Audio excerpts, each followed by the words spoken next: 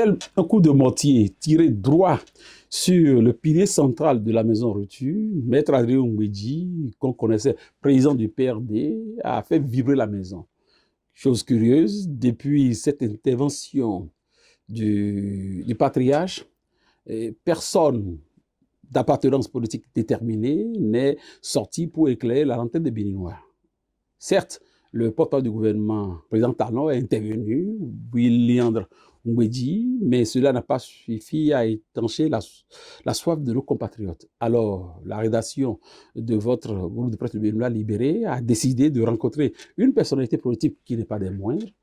Et là, non, Hassan Sebou, président du groupe parlementaire BR à l'Assemblée nationale, et membre évidemment du parti Bloc républicain, nous l'avons contacté pour qu'il éclaire nos compatriotes sur l'effet choc que la rupture a reçu, quelle est la stratégie qui est en train d'être concoctée pour contrer cet assaut.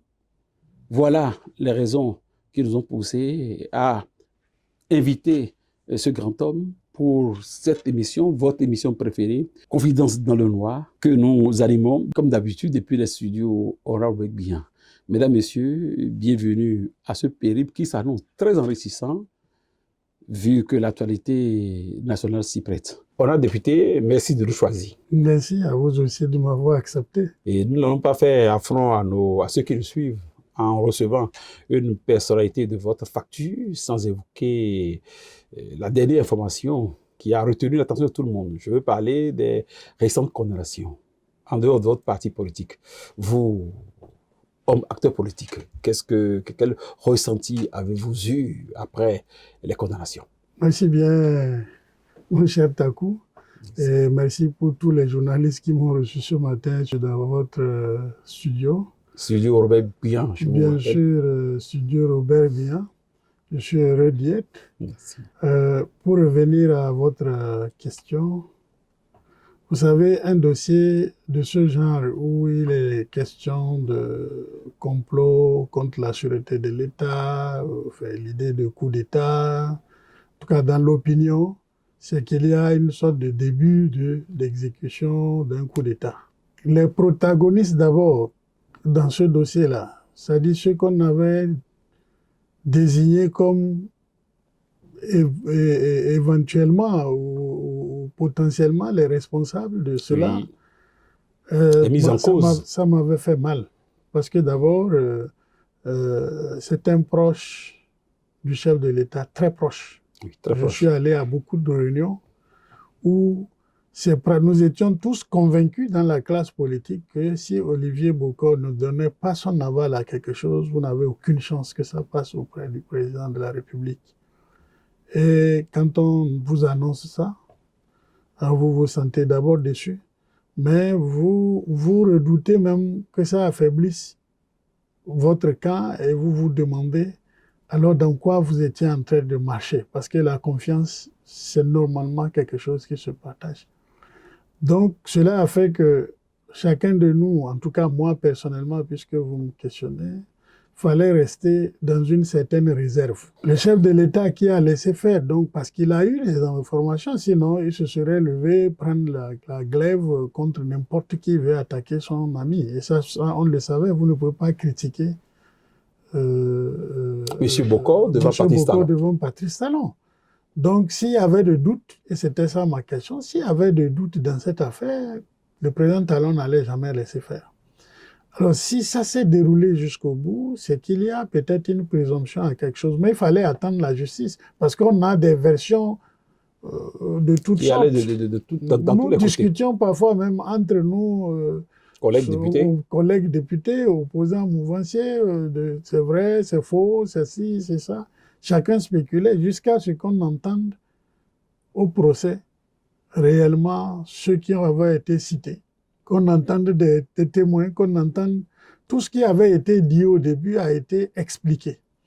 Et comme le procureur, je vais dire...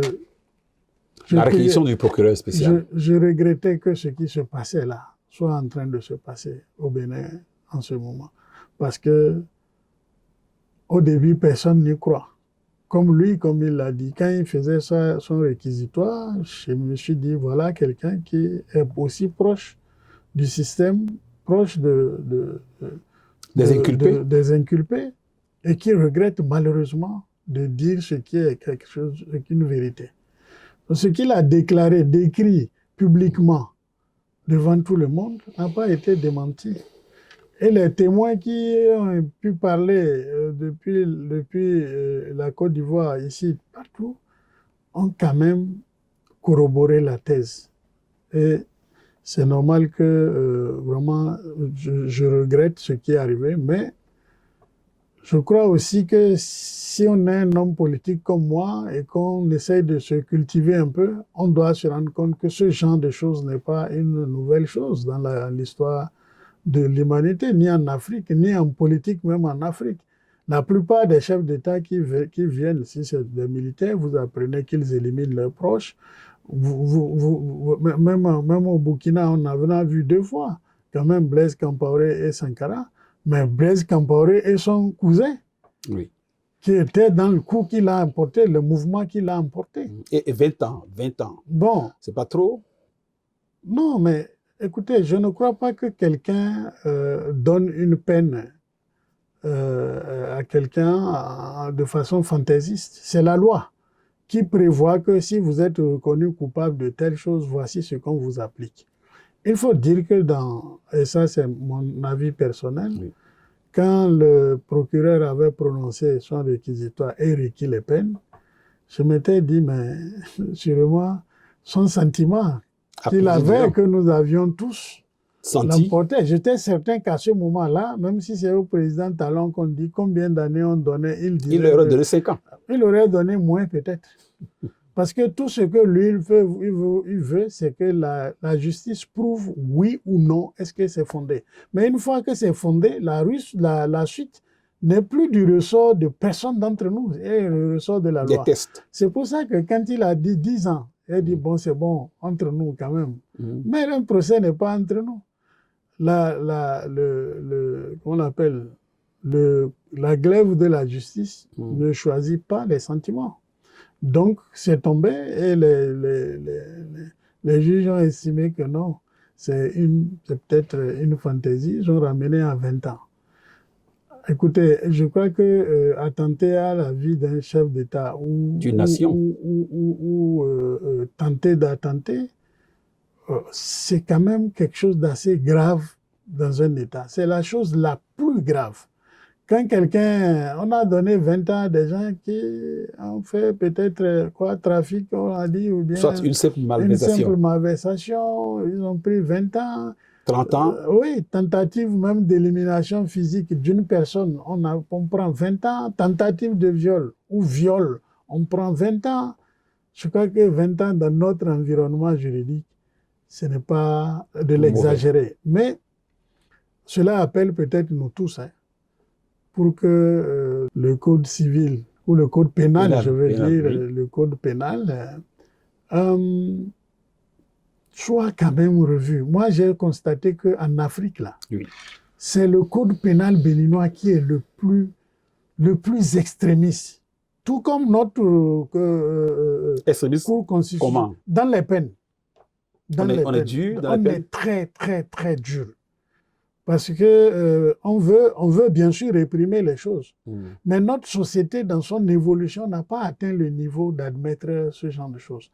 Si quelqu'un, un jeune, violait une fille, vous le mettez en prison pour 20 ans, sa vie est partie.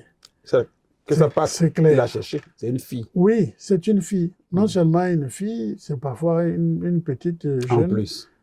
Non, sur cet aspect-là, vous ne serez pas suivi, honorable député. Non, pas du tout, je sais. Il faut même corser ce côté-là. Il faut mettre à vie, s'il le faut, prison à vie.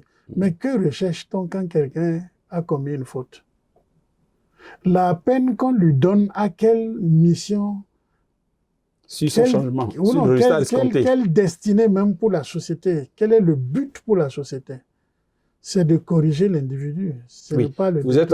Nous évoluons déjà, sans le savoir, sur les tests de la République. Alors, honorable député, avant d'aborder le thème de notre émission, j'aimerais revenir sur un aspect de l'actualité.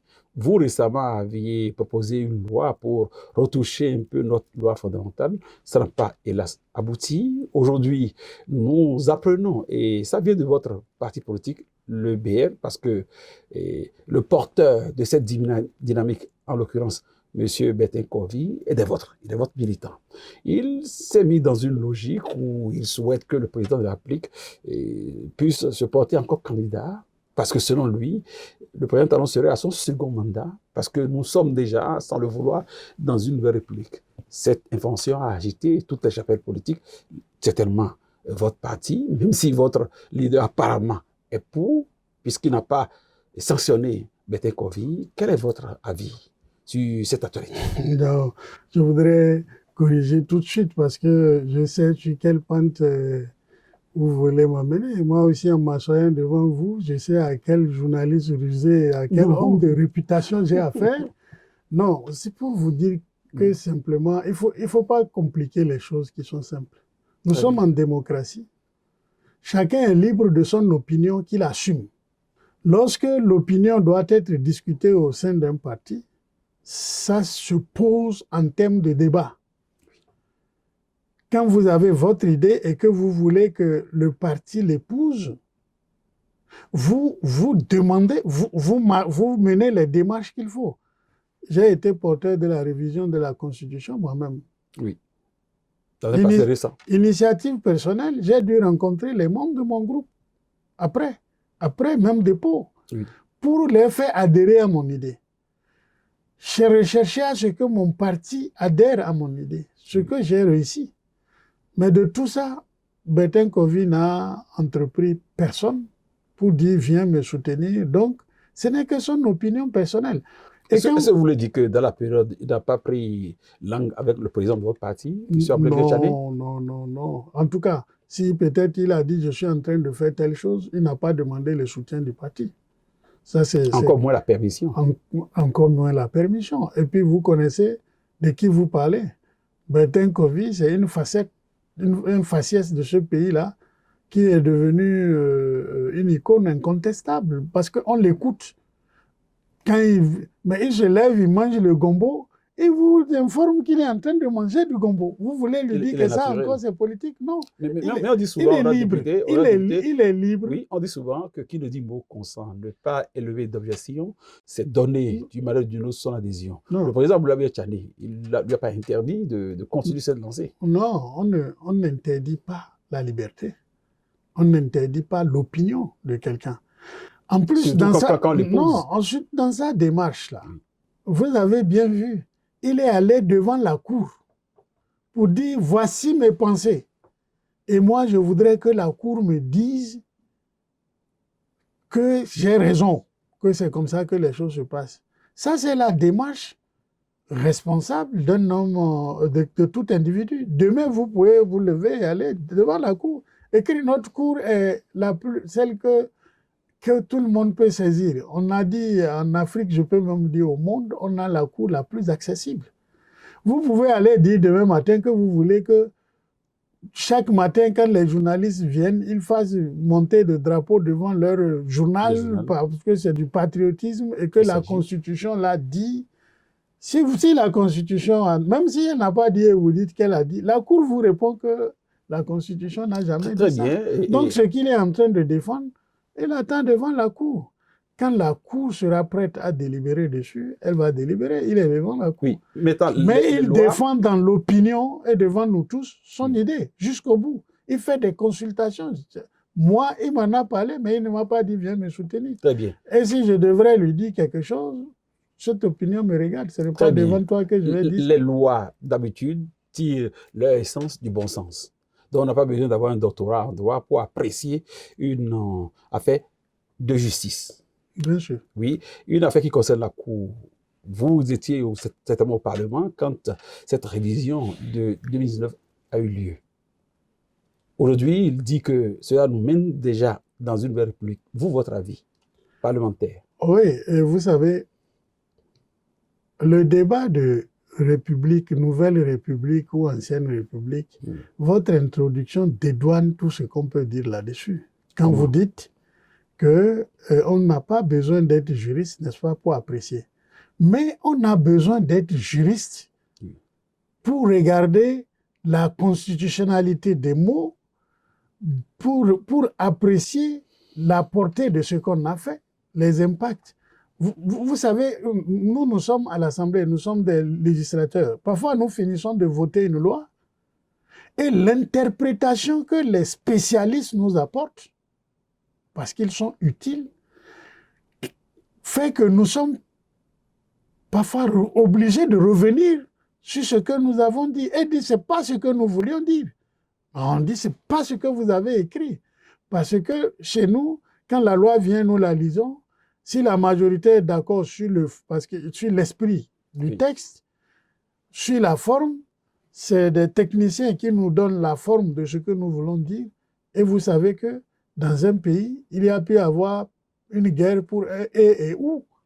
Très bien. Je reviens toujours à ma question. Donc, est-ce que selon vous, selon Hassan Seibou, nous sommes déjà dans le risque d'être dans une nouvelle république? Non, je ne suis pas assez outillé pour répondre. Pour moi, nous sommes dans notre Vous êtes trop république. modeste, parce que vous avez une loi pour toucher à la révision. Donc, vous avez des arguments, vous avez des moyens pour soutenir ou infirmer quelque chose. Sur un aspect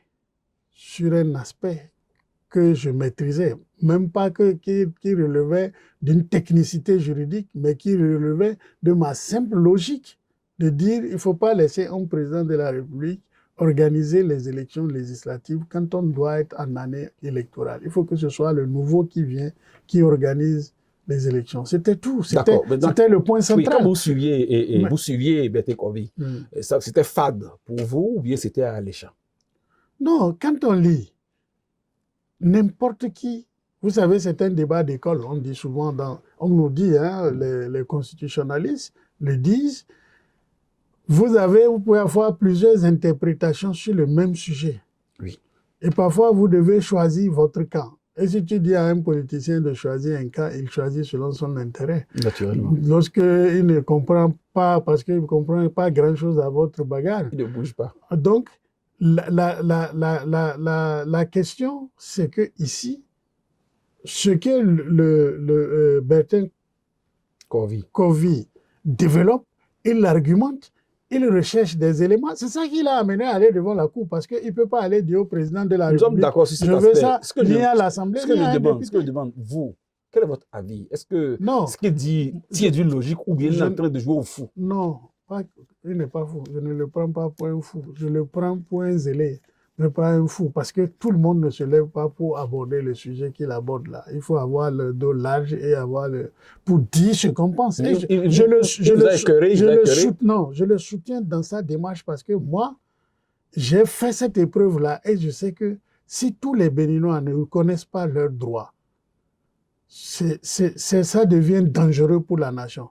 Vous imaginez que des députés ne puissent pas comprendre qu'un député décide de proposer une révision d'une constitution. Il y en a qui me prenaient pour des points fous. Mais ce n'est pas de la folie, c'est un droit. Il fait usage de son droit. Et pour le moment, je n'ai pas encore les éléments, moi. J'attends des constitutionnalistes, j'attends tout le monde pour argumenter, venir à contraire de ces idées ou soutenir ces idées pour me faire moi-même une idée de la chose. Je ne vais pas, ce n'est pas une affaire de légèreté. Je fais tout pour ne pas être léger souvent devant des situations aussi compliquées. Très bien. Vous êtes rigoureux sur des questions qui posent sur le droit, sur la loi. Tout à l'heure, à l'entame de notre émission, nous avons évoqué les condamnations de messieurs Bokor et Olorweki. Cependant, Maître Adrien Ngbeji, dont vous dites souvent du bien, après ces condamnations, disait de Bokor qu'il est une victime et qu'il s'agissait d'une affaire montée de toutes pièces. Votre avis sur sa déclaration? D'abord, vous me permettrez de vous dire sincèrement, oui. Maître Ngbeji est quelqu'un, quel que soit ce qu'on a dit sur lui, je le considérais vraiment comme une icône dans ce pays. Tout le monde ne se lève pas pendant 30 ans tenir devant de la scène politique. Comme il dit, il reçoit des coups. Il en donne aussi, évidemment, mais j'avais une sorte d'admiration de témérité pour cet homme-là, qui parfois venait à l'Assemblée. Moi, j'ai été plusieurs fois à l'Assemblée. Il venait avec parfois 11 députés, mais avant la fin du mandat, 5 décident de démissionner et il lui reste 6. Mais quand il va aux élections, il revient avec les 5. Cela faisait une admiration pour moi. Je l'ai dit et j'aime même aller à l'ouverture des assises du PRD pour porter mon témoignage sur la personne. Je l'ai fait plusieurs fois. Mais la dernière fois, sa sortie m'a un peu bouleversé. C'est-à-dire, quand vous avez quelqu'un que vous admirez, une icône, qui vient comme ça faire certaines déclarations qui remettent en cause sa sincérité, sa propre sincérité. Enfin, non, c'est lui qui est sincère avec lui-même. Mais sur mon opinion, non, il y a des doutes de sincérité de l'homme quand je l'écoute. Ça m'a perturbé. Et sur la question justement que vous posez sur le procès, il n'y a pas de doute. Il dit, enfin, ce qu'il dit est clair sur le fait que ce complot qu'on a dit, ou ce dont on est sorti, il a dit il y a une semaine, c'est du faux complot. Il n'y a personne qui comprendrait le contraire avec moi. C'est un faux complot, c'est ce qu'il dit. Dans la mesure où il dit, si on gérait sans exclusion, personne n'irait faire coup d'État. Et avant même de parler de ce complot, il dit qu'on sait qu'il y a des faux complots, on a des vrais complots. Et le mot, il est un grand juriste. D'ailleurs, avocat, magistrat d'abord, avant de devenir avocat. Donc, on ne peut pas lui expliquer les mots victime. Quand il déclare Olivier Boko et Omoiki, en tout cas, il ne les dit pas comme ça, mais il dit les victimes. Donc, il a même été plus précis, il a dit la victime. La victime ne peut pas être mon ami. Alors, normalement, la victime, c'est Mbedji. C'est le président Talon, pour moi, dans cette affaire, et la nation béninoise. Et comment un juriste de ce niveau, après un verdict, peut se comporter de la sorte? Alors, donc, vous me retournez la question que je pose à l'opinion publique, moi aussi. Comment il peut le faire? Mais j'ai des raisons de croire qu'il qualifie clairement ce dossier-là d'un dossier bidon, comme nous disons dans le langage terre à terre. Si nous devons revenir dans la rue, c'est bidon. Ceux qu'on a accusés là, en réalité, ils sont victimes d'un machin. C'est ce que cela veut dire. Oui. Et pour d'abord celui qu'il est, c'est-à-dire professionnellement, un dossier qui est passé en procès public. Il y a eu des phases d'investigation, d'accusation, tout. Tout le monde a entendu les témoins qui sont passés là-bas. Mieux, on a entendu le réquisitoire du procureur. Ils ont refusé de se faire assister. Parce que quand on dit que les avocats se sont désistés, ou vous avez jamais vu un avocat se désister, tous comme collectif. Non, c'est avec les clients qui se sont dit, ou bien ils disent c'est cuit. On n'a plus de moyens. On n'a plus de moyens d'obtenir autre chose que la condamnation. Et ils te le disent, et si tu dis non, tu n'es pas d'accord, ils se déconstituent. La déconstitution ne provient souvent que des deux parties. On dit que c'est la composition de la Cour. La composition de la Cour, c'est défini dans la loi qui crée la criette. Oui. Donc, il n'y a pas de raison. Oui, maintenant, Mbedji a dit ça. Attendez. Je veux savoir, votre parti politique, quand la décision, enfin, la déclaration a été faite, l'effet de choc. Non, vous ne me laissez pas aller jusqu'au bout. Oui, parce que si vous ne me laissez pas aller jusqu'au bout, il s'agit des vies des gens et il s'agit des opinions sur des personnalités. Continue. Donc, à partir du moment où les avocats n'ont pas défendu, peut-être que personne, ils ne voulaient pas que les dessous s'étalent à travers des questions-réponses auxquelles ils ne voudraient pas se soumettre. Mais toujours est-il que ce que l'opinion a entendu là, oui. En tout cas, quand moi j'ai entendu, j'ai dit c'est vrai, cette histoire-là, donc c'est vrai. si tout le monde a pensé comme ça, c'est un procès fait par des juristes comme Maître Adrien Ngwedji, C'est ces étudiants. qui ont rendu un verdict. Alors aujourd'hui, s'il dit que c'est un faux complot, ça veut dire que les éléments qu'ils ont produits étaient des faux éléments. Les arguments développés, les faits sont des faux, c'est du montage, c'est du faux. Et ça m'a troublé. Ce n'est pas possible. Et c'est un jugement qui est déjà rendu, où la culpabilité des gens est reconnue. Je crois que il est en train là de défendre un cas de complot de coup d'État et fait ce que j'appelle l'apologie de coup d'État. Pourtant, dans son introduction au débat, il a bien dit, dans les rêves du PRD, hein, c'est non à un coup d'État. Et pour un démocrate, c'est non à un coup d'État, n'importe lequel. Ce n'est pas quand on trouve que c'est un faux complot. Si quelqu'un veut faire un coup d'État, on doit le combattre. Un démocrate combat ça. Il l'a dit. Et il dit que c'est un faux procès. Donc on est allé au coup d'État parce que quelqu'un est exclu. Là, il est en train de justifier un coup d'État. Un démocrate ne fait jamais ça. Et je prends Ngwedji comme l'un des démocrates du pays parce que c'était l'homme que je prenais capable de faire des compositions pour permettre de traverser, comme on dit, des situations de crise. Des situations de crise. Voilà qu'il en est l'auteur aujourd'hui. Mais aujourd'hui, je commence à me demander si ce n'est pas d'autres intérêts qui l'amenaient à faire ça. Il a créé un doute fort à moi. D'où aussi sa personne. Bien sûr. C'est tout ce que ces profondeurs disaient. Moi, vous ne pouvez pas venir chez moi avant pour attaquer Ngwedji. Non, je le défends. Le président Abdoulaye Biotchane connaît, tout le monde connaît, je le défends. Comme vraiment, je dis, c'est un gars qui s'est beaucoup sacrifié. Voilà, quelqu'un allé en exil, tout ça. Il a tout vécu dans sa vie. Mais comment il est arrivé à ce qu'il a fait avant-hier? Il y a beaucoup d'autres préoccupations sur lesquelles je m'interroge. Au niveau de notre parti, voilà la réponse que j'attendais de vous. Oui, c'était pour répondre à votre question, c'est pour vous dire que j'en viens. Au niveau de notre parti, quand le procès est terminé, vous avez émis un communiqué. Notre parti, qui déjà a au niveau de la présomption d'innocence de coup d'État, nous avions déjà dit que toute idée de coup d'État doit être combattue. Naturellement. Je suis sorti publiquement pour le dire. Toute idée. Parce que nous sommes des démocrates. L'idée même de coup d'État doit disparaître de notre jargon.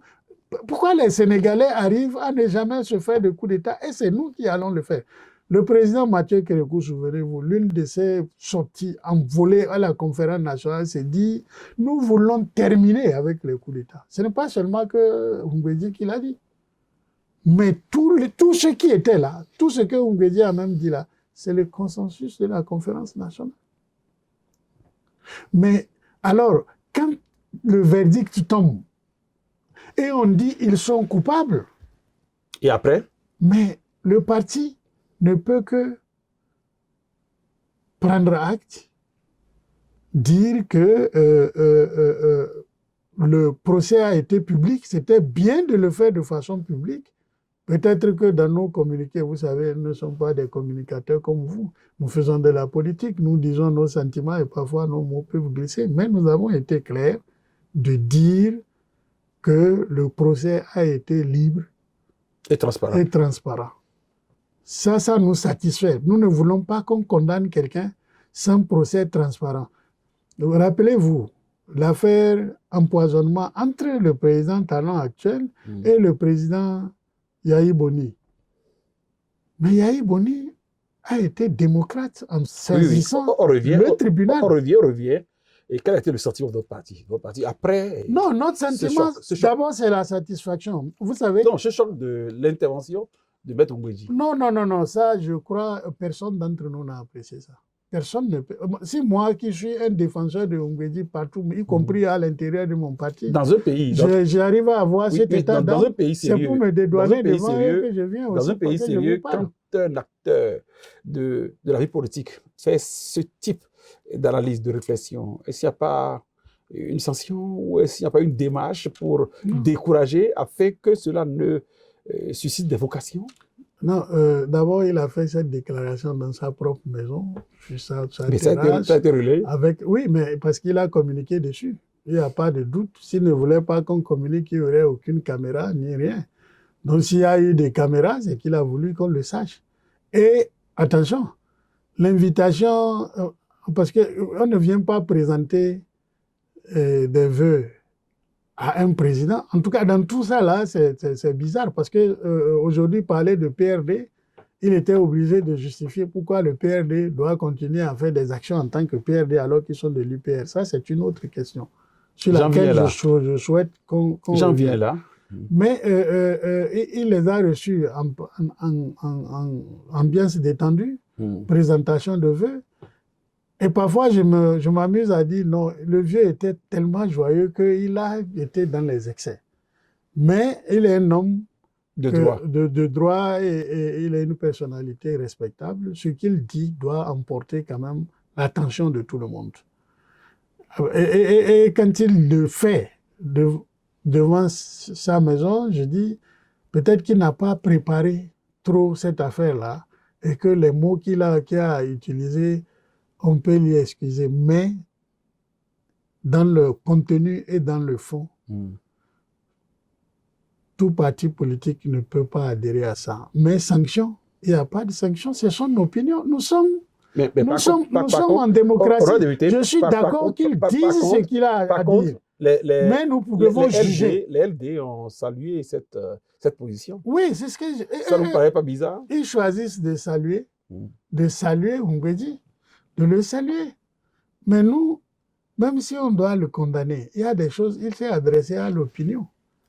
À l'opinion de le sanctionner. À l'opinion publique de le sensibiliser, de le sanctionner s'il y a des sanctions. Oui, vous l'avez suivi. Mais nous, dans mon parti, je ne sais pas encore le traitement. Ça vient de se produire il y a 2 ou 3 jours. C'est quand même suffisant pour qu'un parti se prononce. Non, le parti ne peut pas se lever. Quand on est sérieux, on fait des choses sérieuses. Oui. N'est-ce pas? Et quand on en apprend de la bouche d'une éminence, telle que Hongwedi, que Olivier Boko est une victime. Si la suite de sa déclaration devait mener à des actions ou à des tensions ou à des chutes désagréables, nous allons monter au créneau. Nous sommes aussi libres de monter au créneau. Moi, je suis libre de venir devant vous et de dire ce que je pense. Tout le monde peut dire ce qu'il pense. Il a parlé individuellement, mais si nos analyses demain au sein du parti aboutissent qu'il y a des impacts graves pour le pays, nous allons réagir. Mais quand vous avez senti que ça touche aux fondamentaux du système partisan, ça va appeler à votre niveau une réaction, n'est-ce pas? Non, écoutez, il faut juger. Il faut laisser aussi l'opinion juger, il faut laisser une place à l'opinion. On ne bondit pas comme ça. Quand voici quelqu'un qui est le premier, et je peux dire c'est le précurseur des réformes dans le pays, au Bénin. Les gens disent que c'est à la 7e législature. Non. Reprenez toujours les discours de Maître Hongwedi. Il y a toujours une préoccupation sur l'organisation démocratique du pays. Mais à la 7e, il a été trop clair, je vais dire. Excusez-moi de dire trop, mais c'était clair qu'il faut des réformes hardies, courageuses, dans lesquelles il a même demandé qu'on ramène le nombre de partis. Nous étions à 248 partis. Qu'il faut faire des réformes pour qu'on revienne à 3 ou 4 partis. Oui, il faisait des suggestions. Pour moi, c'est un homme qui a fait un parcours donné et qui tirait leçon de ce qu'il a fait et veut laisser à la postérité cette, comment on appelle cet héritage de réforme. Ses discours étaient clairs. Les lois qu'il a fait adopter, même quand il était là, étaient le fondement même de la démocratie. Et c'est pour ça que le président Talon, en application, parce que c'est un homme, je peux vous dire, je crois, si Talon n'a pas trop peur de ce monsieur, il l'aime beaucoup. Bon, au cours des réunions ou des réformes que nous avons eues sur des discussions autour des D'ailleurs, il a réformes, fait une intervention très pertinente lorsqu'il, l'Assemblée à l'époque, elle était présentait ses vœux au chef de l'État. Il a fait une brillante intervention que je vais demander à la régie de nous passer. L'État que vous avez hérité était un État saccagé, fragilisé, fragmenté, banalisé, descendu de son piédestal et dans lequel tout, ou presque tout, devait être réformé. C'est à cette rude épreuve de réforme que vous vous êtes attelé depuis bientôt 2 ans pour remettre l'État sur les rails, le transformer profondément, pour le mettre en capacité de répondre aux défis auxquels il est confronté. Car seul un État fort peut inspirer confiance aux investisseurs étrangers et aux partenaires financiers. Seul un État fort peut débattre avec les acteurs économiques et sociaux chargés de produire des richesses, de créer des emplois et de donner un contenu au lien social. Vous avez regardé la séquence, vous l'avez écouté, c'est là où il précisait que tout était vassalisé, était totalement cassé. Et il a fallu le président Talon pour une mission républicaine de redonner à notre pays ses chances. Il l'a dit, voilà comment il a dégringolé, pour ne pas passer un autre mot, en se mettant dans une autre dynamique, et mieux, en souhaitant aujourd'hui le retrait du PRD de l'Union pour réussir le renouveau. Et ça, je voudrais avoir votre avis. Il n'a peut-être pas dit ça clairement, mais c'est nos analyses qui peuvent permettre de voir si il y a cette tendance. Mais sur les questions de réforme, je dis, toutes les réformes qui ont été faites dans ce pays, Mbeki ne peut se dédouaner d'aucune. Son discours-là, il faut qu'il le lise. C'est un discours, comme on dit, de référence. Le président Talon nous l'a parfois dit. Il dit... Et puis, parfois, je pense, et un jour, je l'ai dit devant le président Talon, je ne comprends pas l'intérêt qu'il avait même à ce que lui, chef d'État, venu dans un ouïa comme ça, là, où il peut dire, bon, ceux qui veulent venir avec moi, venez, et il nous dicte les choses. Et il aurait sa majorité au Parlement, il aurait gouverné ces 10 ans sans aucun problème. Même les LD qui font bruit aujourd'hui, là, peut-être qu'ils se seraient alliés. Mais il dit non, on veut laisser à ce pays un héritage de combat politique, de combat d'idées. Le débat politique a disparu. Et puis, il faut que les partis puissent quand même, en tant qu'animateurs de la vie politique, soit ceux qui choisissent le président, soit ceux qui proposent le président au vote, et que ces partis-là gouvernent. Pour y arriver, il n'y avait que la formule Maître Mbeki, de revenir à 2 ou 3 partis politiques. Et tout ce qui a été fait, code, charte des partis, même le code électoral actuel, que l'opposition droite et tout ça, vous reconnaissez ça ne rentre que dans cet esprit. Oui, vous reconnaissez qu'il était au départ, voilà que vers la fin, il a jeté le bébé, l'eau du bébé partout. Là, on juge l'homme. Il a fait tout ça. Il a voté. La loi sur le numérique, ce n'est pas vous les premiers à dire que c'est liberticide, c'est ci, c'est ça. Ça le demeure. C'est lui qui a conduit ça. Beaucoup d'autres lois comme ça, base de réforme, même des grèves et tout, ont été commencées avec lui. Néanmoins. Mais aujourd'hui, peut-être son bilan, moi je dis... Quand il parle d'exclusion. Non, je dis son bilan qu'il fait. Son testament. Son testament. Politique. Est-ce que ça lui fait peur ou pas? Mais il a une responsabilité qui devait lui interdire une telle sortie là-dessus. C'est ma conviction. Sinon, il apparaîtrait simplement comme une chauve-souris. C'est-à-dire, la chauve-souris, vous connaissez? Son destin. Quand il fait jour, quand il y a soleil, là, la chauve-souris, elle vient sous l'arbre s'accrocher là.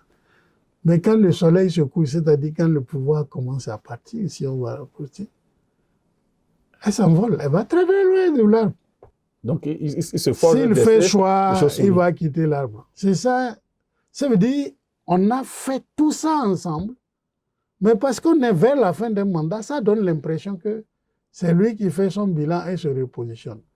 Et ça, ce n'est pas bon.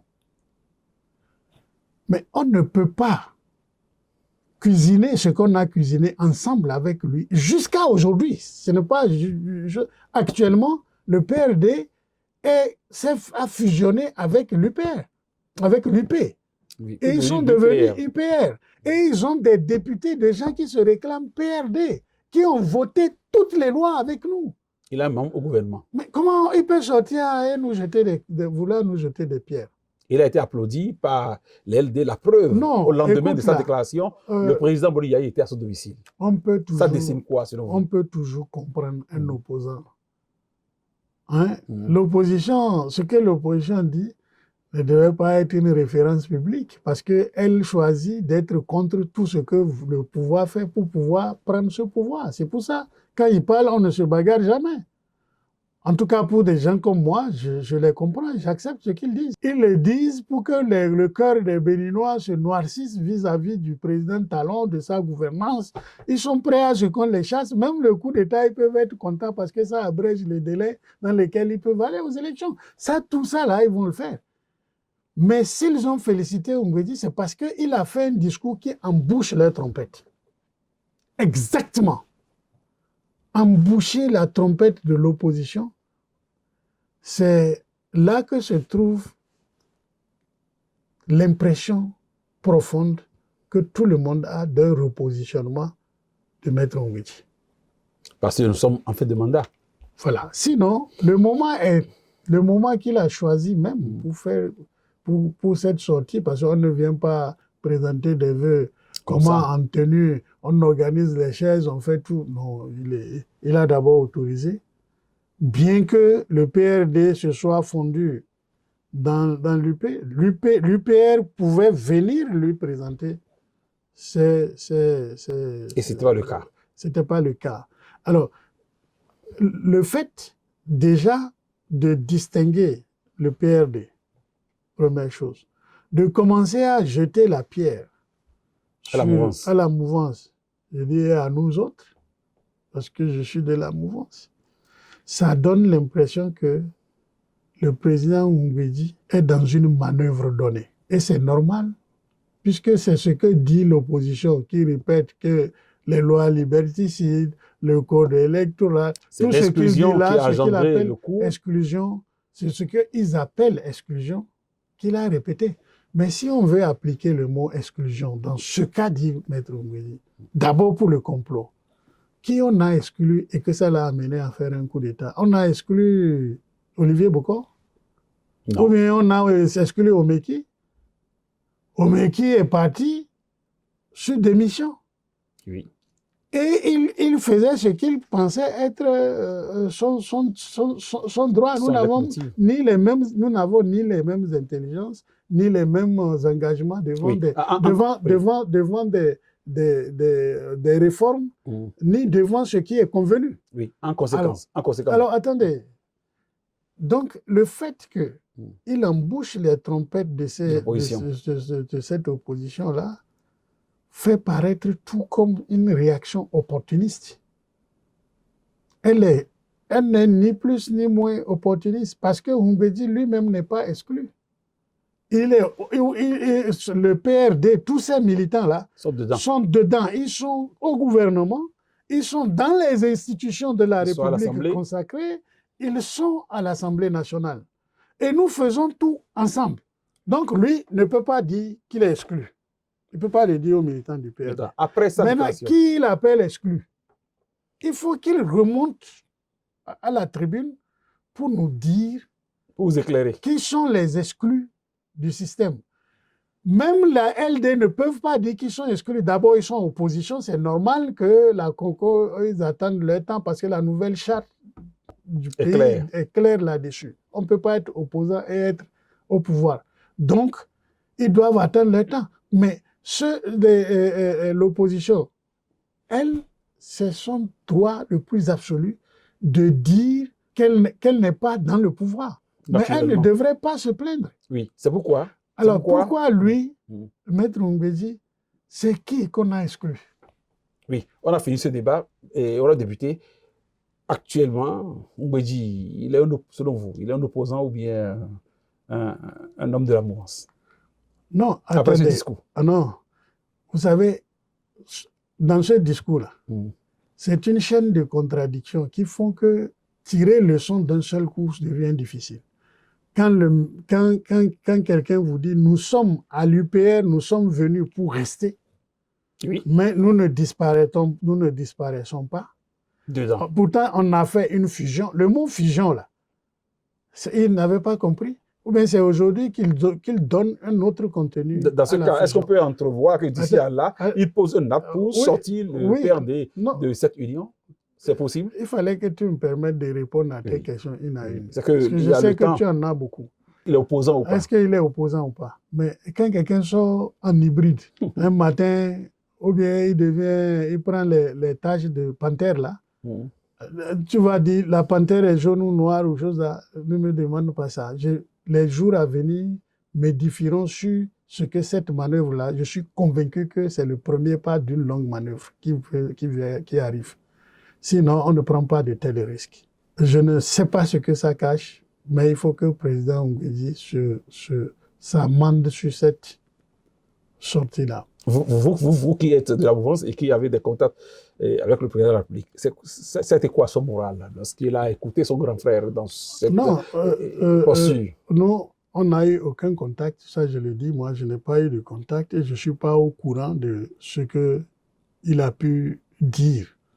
Ressenti. Parce que ressenti. Et vous savez, le président Talon a souvent l'habitude de dire « ce que j'entreprends est très dur, laissez-les s'en prendre à moi parce que j'ai accepté de conduire des réformes que je sais qui n'arrangent pas. » La preuve, Mbedji qui a voté les lois, ça s'était retourné contre lui en premier. Vous vous souvenez, ce qui a fait qu'il n'était pas à la 8e législature. Il n'a pas aimé. Et pourtant, il faut conduire la réforme. Dans beaucoup de cas, on a dit aux syndicats, on a réduit la grève, les durées de grève. On a même voté la loi sur le numérique. Il y a des choses qui bousculent des intérêts. Ça, c'est normal que ces gens-là réagissent. Et le président Talon s'est fait le dos large. Moi, un jour, je me suis demandé comment ça se passe. Mais le président dit, mais tout est normal, c'est normal. Donc, même ce que Mbedji est sorti pour dire là, pour moi, il va prendre ça pour normal. Parce que la réaction de tout le monde doit être étudiée et regarder quels sont les centres d'intérêt de la personne ou du groupe. Parce que la réforme, pour qu'elle tienne, c'est tout le monde qui doit être impacté. Très bien. On a débuté, et vous qui êtes du Bloc républicain, nous sommes presque à la fin de cet entretien. Est-ce que vous avez un mot, après le discours du président Mbedji, quel mot vous avez adressé à vos militants et à la jeunesse béninoise? Avant même d'aller là, je voudrais dire que mon impression profonde, c'est que Mbedji a dit des choses qui sont très préoccupantes, mais qui dénotent d'une instabilité qui m'inquiète. Je veux dire instabilité, non, d'une constance qui n'est pas au rendez-vous et qui m'inquiète. C'est un homme que j'admirais, mais si ça devait continuer comme ça, je crois que je serais l'un des plus déçus. Et le fait qu'il jette facilement des doutes, quand il dit la fusionner avec l'UP pour devenir UPR qui n'ont pas disparu. Et il ajoute plus loin, je me demande même si le PRD a fusionné. Et venant de Maître Adrien Mbedji, il y a quelque chose que nous devons attendre comme explication après. Sinon, ce serait une trahison par rapport à la réforme et une trahison par rapport à ses propres engagements. Fusionner veut dire qu'on reste dedans et on ne doute pas si on a fusionné. J'ai questionné certains du PRD de l'UPR pour savoir est-ce qu'il a fait un PV de dissolution du PRD avant d'aller à l'UPR ou pas.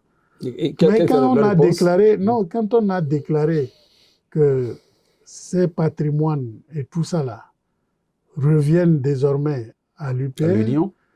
parce que je savais ce qu'ils défendaient. Les premières négociations, c'est avec le bloc républicain. Nous n'avons pas pu accepter des choses qui Ces nous conditions. exigeaient.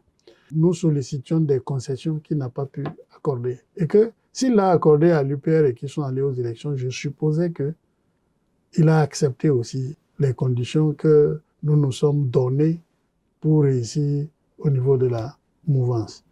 Si ce n'est pas le cas, c'est regrettable qu'il vienne le dire aujourd'hui, parce que nous allons à une élection dans un an. Et notre problème n'est pas seulement que nos partis gagnent, mais que la réforme pour laquelle nous avons accepté de sacrifier, de dissoudre, de renoncer à des intérêts, même parfois personnels, Oui. pour y arriver, que ce ne soit pas fait pour rien. C'est mon sentiment, ça. Il ne faut pas qu'ils mettent le pied pour renverser tout ce qu'on a fait. Et pour ça, je veux le dire, droit dans les yeux de tout le monde. Nous nous battrons pour que notre sacrifice ne soit pas inutile. Nous nous battrons parce que ça fait du bien pour le pays. Nous allons tous quitter la scène un matin. Ça, c'est sûr. Aujourd'hui, où sont les Amoussou Bruno, les choses, même les Ungwéziers, même, ils sont un peu, ils donnent la main à la génération suivante. Ce qui va, le défi d'aujourd'hui n'est pas le défi d'hier. Le rappel du rêve du PRD le rêve peut être modifié par la jeunesse qui est là. Hein. Comme il l'a dit, la jeunesse ne sait pas. Mais parce qu'elle est en face d'autres défis. Eux, ils étaient des exilés politiques revenus, tout ça là. Donc, ce qui était leur défi est différent de ce que la jeunesse peut avoir aujourd'hui comme défi. Mais là où nous sommes arrivés, si on nous demande qu'est-ce que nous avons laissé à la postérité, ce sera ces réformes-là qui vont juste excuser leur balade politique à eux. Parce qu'ils nous ont conduit, cette génération-là, à ce que nous ayons 248 partis ici. Sans développement. Sans développement, sans rien. Lui-même a dit, vous héritez d'un pays fracassé. Vassalisé. Tous les mots qu'on peut avoir dans une république, il les a alignés pour expliquer au président Talon. Alors, au moment où ils vont partir, qu'est-ce qu'ils vont laisser à la postérité? Si ce n'est pas, c'est pour ça que je comprenais son combat qu'il faisait par les sacrifices de dernière minute. Il pouvait sacrifier le PRD. Mais aujourd'hui, il dit, ça va renaître. Et on va où là? Donc, ça là, je tenais à le dire, que si c'est nécessaire qu'on monte au créneau autrement, même en groupe ou en équipe, nous le ferons. Mais nous voulons que, en tout cas, moi, je suis à un âge où j'estime que c'est déjà pratiquement la fin. Je ne suis pas de leur génération et je souhaite que, après mon départ, que les autres disent en leur temps, voici ce qu'ils nous ont laissé. Regardez les Sénégalais. Ce que les Senghor ont laissé, c'est le fonctionnement de la démocratie, quelles que soient les conditions dans lesquelles ils se trouvent. Et aujourd'hui, ils ont 2 ou 3 grandes formations. Donc, ces choses-là, nous devons nous aussi laisser quelque chose. Et il doit nous aider. Et s'amender sur tout ce qu'il a dit dans ces sorties-là. Merci, honorable député. Mesdames, Messieurs, nous sommes malheureusement au thème de cet entretien. Vous l'avez entendu, c'est à peine si l'honorable député, notre invité, n'a pas dit que de l'icône, Maître Adrien Ngouedji, est devenu aujourd'hui une énigme. On ne sait plus où le classer et il l'invite à revenir encore éclairer la lanterne des Béninois pour donner sa position réelle au lieu de vouloir vivre en chauve-souris.